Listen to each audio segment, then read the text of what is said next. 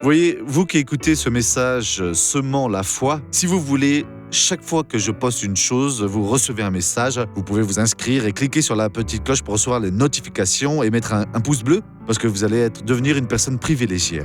Que Dieu vous bénisse. Mes amis, nous avons un verset dans la Bible qui dit la chose suivante. C'est dans Jean 7, 25. Quelques habitants de Jérusalem disaient « N'est-ce pas celui qui cherche à tuer ?» En vérité, c'est la chose suivante. Nous avons toujours deux témoignages à propos de l'évangile de Jésus. Le témoignage de Dieu, qui est le chemin, où il guérit, il libère, il bénit. Et tout le monde sait alors que c'est de Dieu. Mais on a le témoignage de diable, que même la personne, sachant que cela est un mensonge, beaucoup de personnes se livrent à cela pour pouvoir alors perturber les autres. Vous voyez, ne perturbez jamais personne. Personne n'a le droit de juger dans une quelconque église, quelle que soit l'église, quel que soit le pasteur. Laissez alors l'homme prêcher. Parce que si ce n'est pas de Dieu, alors cela va terminer. Déjà dit Nicodème à Jérusalem, Gamaliel, disait, oui, pour les personnes qui étaient en train de persécuter les apôtres, ça va terminer complètement.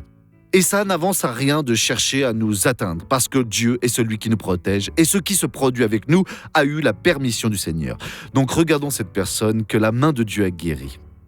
Une scoliose ici, en haut. Ça chauffait là, en haut, à la nuque. Et qu'est-ce que vous ne pouvez pas faire alors? Ah, tout un tas de choses. Ainsi, vous voyez?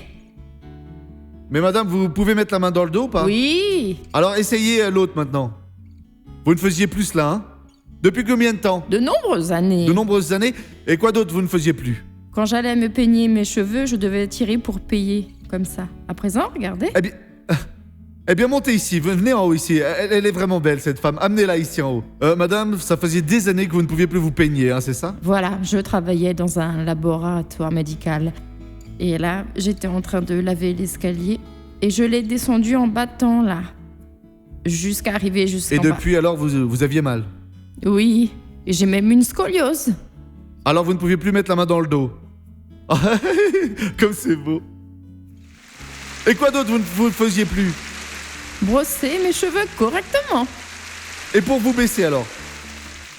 Vous ne pouviez plus vous baisser? Je m'abaisse avec beaucoup de mal. À présent, vous êtes libre. Oui. Comme c'est beau, mes amis. Et maintenant, je veux prier avec vous. Père, au nom de Jésus, je viens prier pour ceux qui sont alors malades, infirmes, pour ceux alors qui sont effrayés par les persécutions alors qui se dressent contre eux, ou pour le fait d'être de Jésus.